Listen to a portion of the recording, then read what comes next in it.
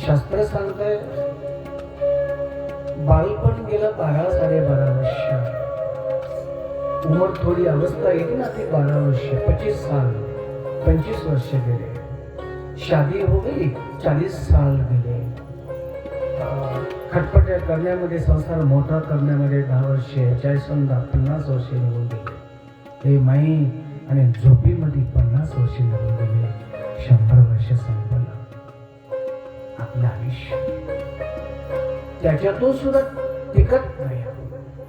60, 70, 80 वर्षात तर नमो नारायण बघा ना. मग सावधान कथा ऐकली पाहिजे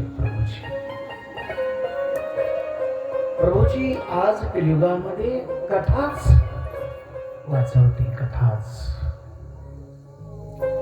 आणि कोण एक सांगू, माझी गो माता एक वाचवते. बस कलियुगात कथा श्रवण करा, कथा बार ऐका, श्रवण करा. तुम्ही म्हणजे महाराज कळत नाही, धीरे धीरे धीरे कळत उद्धार करते कथा माझी माई. शास्त्र सांगते. आणि दुसरी माझी गो माता, गो मातेला घास चालल्याशिवाय माता परिवारांना जेवायचं नाही. शास्त्र आहे गो माताला घास चालला पाहिजे.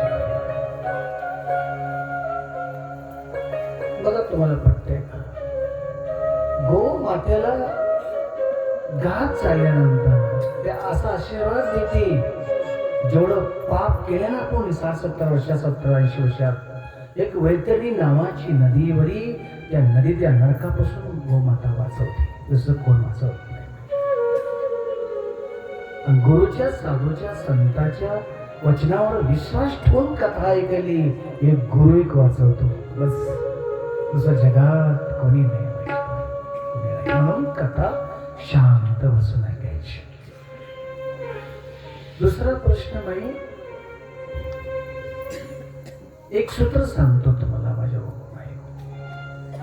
एक पुराणामध्ये सूत्र आलं, एक आसू शब्द आला, अश्रू शब्द आला पुराणामध्ये. अश्रू, अश्रू म्हणजे काय?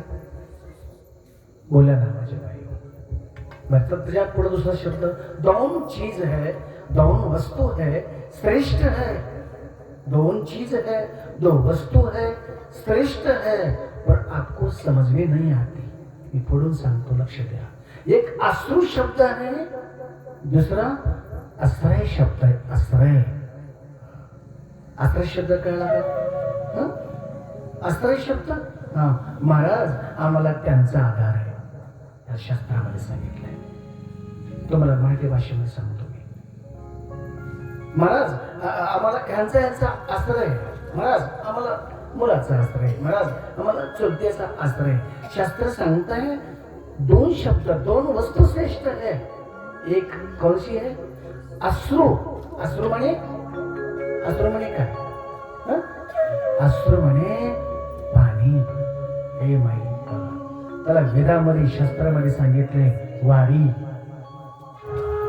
वारी मदाम घेतो सर्वशा धामना सेन सदा निरस्त हुकम निरस्त. बघा भागवतामध्ये सांगितले वारी. वारी म्हणजे काय? वारी, वारी मदाम घेतो सर्वशा. भागवत शास्त्र वारी, शास्त्र संस्कृत शब्द वारी. तर काम करून लोक मच्छर अहंकार हे नाश करणं, त्याचं नाव वारी, ते पास अलग आहे. पण आध्यात्मिक दृष्टी घेतली तर वारी का शब्द आता आहे पाणी. वारी, वारी मदाम. तर दुसऱ्या शास्त्रामध्ये सांगितलंय यजुर्वेदामध्ये अश्रू. अश्रू तर ते पाणी सांगितलंय. तिथं प्रश्न उठतो, पाणी मग कुवातलं पाणी, विहिरीतलं पाणी, गाड्या मडक्यामधलं पाणी, फ्रीज मधलं पाणी, नदीमधलं पाणी, समुद्रामधलं पाणी, झऱ्यामधलं पाणी, बोर मधलं पाणी, खरड पाणी, चांगलं पाणी, गोड पाणी, किती पाणी किती हे माई. पण भागवत शास्त्र काय सांगताय बघ, अश्रू. अश्रू शब्दाचा अर्थ है पाणी. हे पण पाणी कोणतं? भगवंतानं असा फ्रीज बनवलाय ते फ्रीज कभी बंद नहीं पड़ सकता थोडं चिंतन करतो थोडं असुर 2 शब्द आहे अस्त्र हे 3 शब्द आहे बघा माई काय सांगताय बाबा अस्त्र शब्द किती अस्त्रय 3 शब्द अश्रू 2 शब्द ये गुरुला शब्द विचारला गुरुदेव हे पाणी है बसा आता उठू नका हे पाणी है हे वारी हरे कृष्ण हरे कृष्ण हरे कृष्ण